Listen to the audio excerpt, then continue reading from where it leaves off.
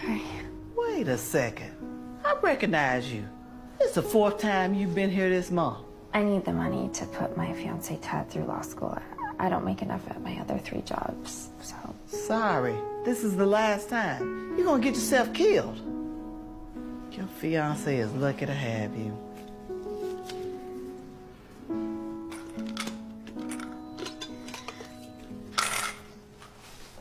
Wait a minute.